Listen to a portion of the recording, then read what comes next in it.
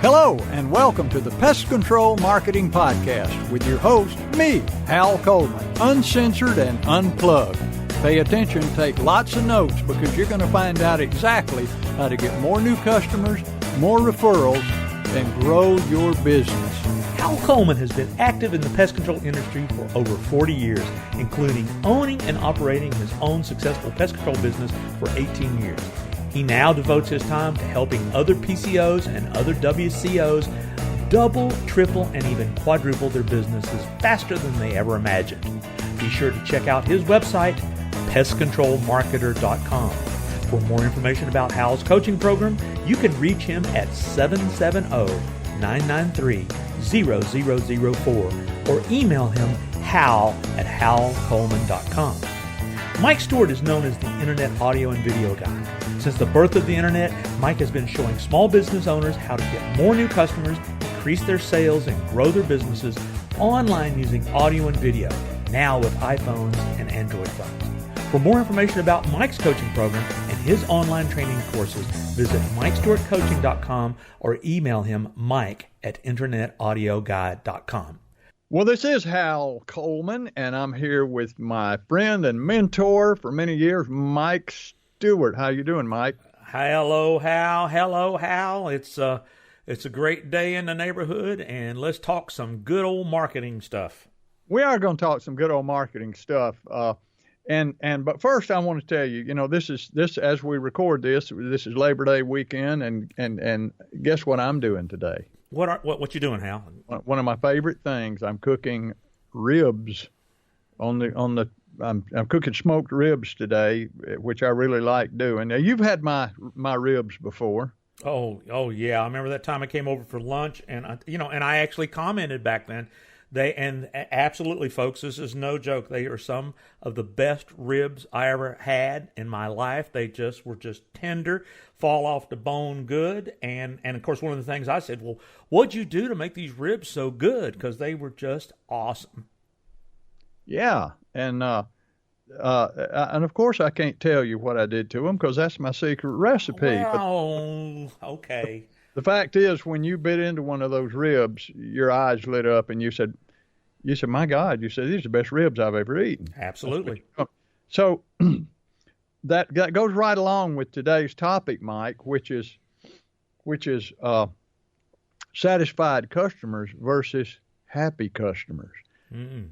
Major difference. When I do a live workshop or when I speak on customer service, maybe there's 200 or 300 people in the room, and I say, raise your hand if you provide good customer service. And almost everybody raises their hands. And I say, well, y'all are in trouble. You're losing business every day if you provide good customer service, because you need to be providing absolutely over the top, shock and awe, amazing customer service. It needs to be the best customer service anybody's ever had, because the difference in a satisfied customer versus a happy customer. You know what the big difference is between those two, Mike? Well, happy is not going to be an evangelist for you. That's one thing.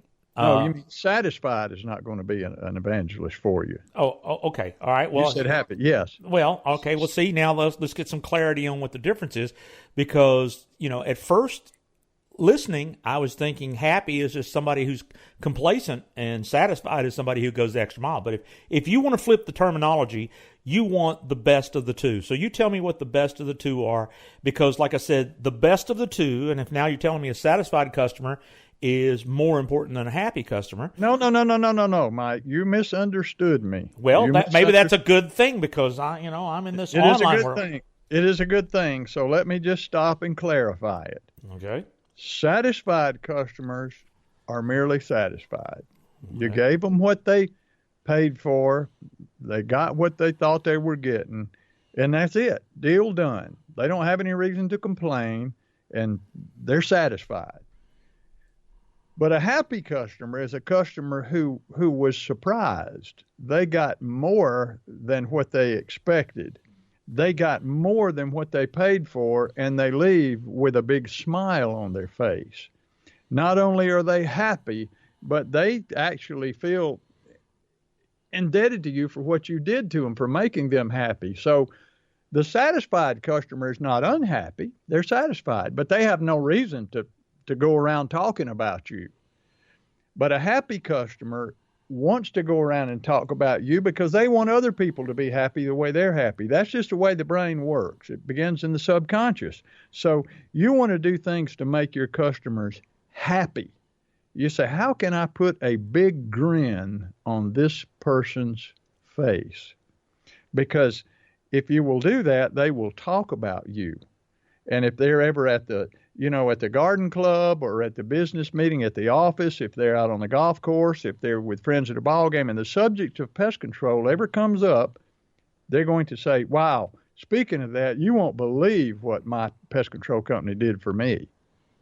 So the big difference between satisfied and happy is satisfied customers don't go out of their way to talk about you. Happy customers do. Satisfied customers don't go out of their way to try to refer you and get new customers for you, but happy customers do. And that is so major and profound. Do you see where I'm coming from? Well, absolutely. And when you talk about hypnotic words, as we have in some previous episodes, the word happy, to me, now that you've explained it, gives me a lot of clarity. But you know what? I think it's satisfied versus ecstatic, evangelistic, over-the-top happy. In other words, I think that what I missed, and then maybe this is a good example, and maybe people out there can miss these things, is that you got to have a difference. You don't want a complacent, satisfied. You want an ecstatic, happy, over-the-top happy customer. And the only way you get an over-the-top happy customer is when you over-deliver, under-promise, and we've learned that in marketing and internet marketing for years. Always over-deliver. Napoleon Hill said, always give more than 110%. I mean, all of these are strategies that if you want shock and awe customer service to get what you called a happy customer, and what you needed to make clarification to me, because in my dyslexic brain, I reversed it. I thought the satisfied customer was the epitome and happy was complacent. But you're right. It doesn't matter what the terminology is. You want your customers so happy that they're beyond just happy. They are ecstatic. They are, and of course, the first thing I went to was what you're talking about. Somebody who, when somebody says, who provides these products and services, who provides these solutions to problems, they don't think twice about anyone else but you. And if you're not delivering that kind of customer service, you're not I'll tell you what, you can go to Google and Google reviews, and you can find a lot of unsatisfied, dissatisfied customers who complain about businesses. And that's something you need to pay attention to. If you want to see who the happy, really ecstatic customers are, from the online world of my world, businesses every day. I've got some students right now who just go, well, I don't think, golly, getting good Google reviews is just such a pain. It's not worth my time. I hate asking people for it. Well, let me tell you something. You need people to be evangelists singing your praises for you. And that only comes when you have given them shock and awe service.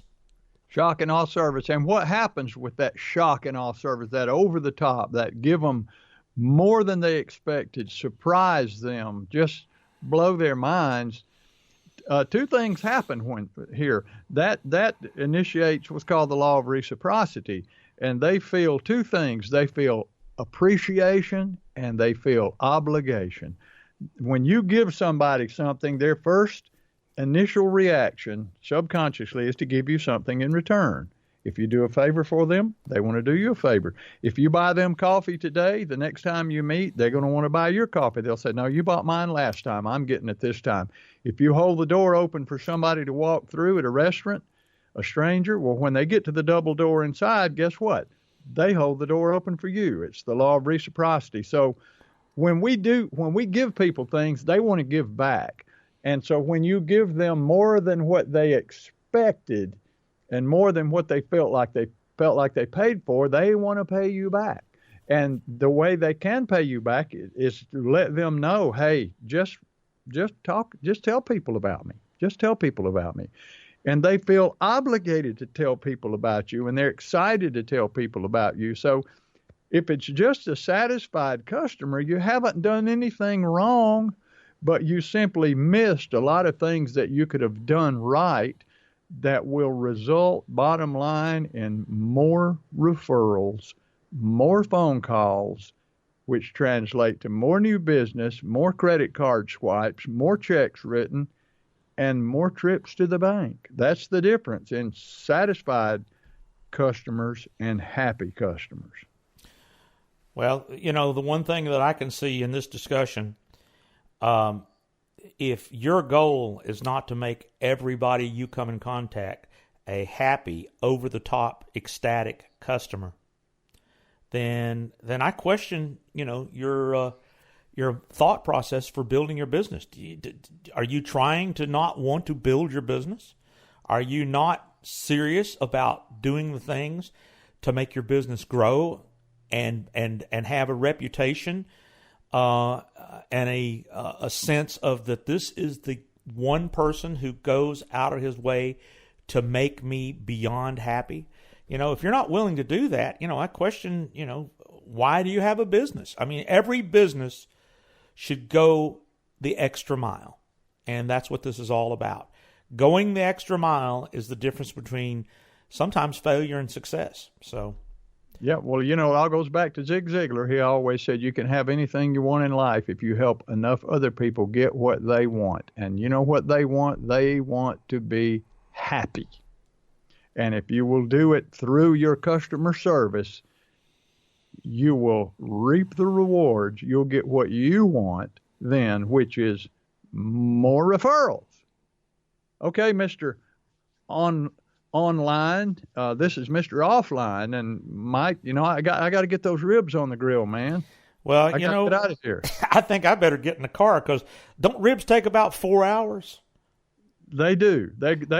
Yes, they do. They take 4 hours. Well, you know what? I can get in my car here in Nashville, Tennessee, and I can be in Roswell, Georgia, and I'll have some of those ribs tonight. You better watch out. I hope you don't mind over-delivering some of those delicious ribs. Honey, go get an extra rack of ribs. Mike's coming over. Mike, this has been fun as usual. Yeah, always how. I always learn, and I always love helping others. So let's do it again real soon. Okay.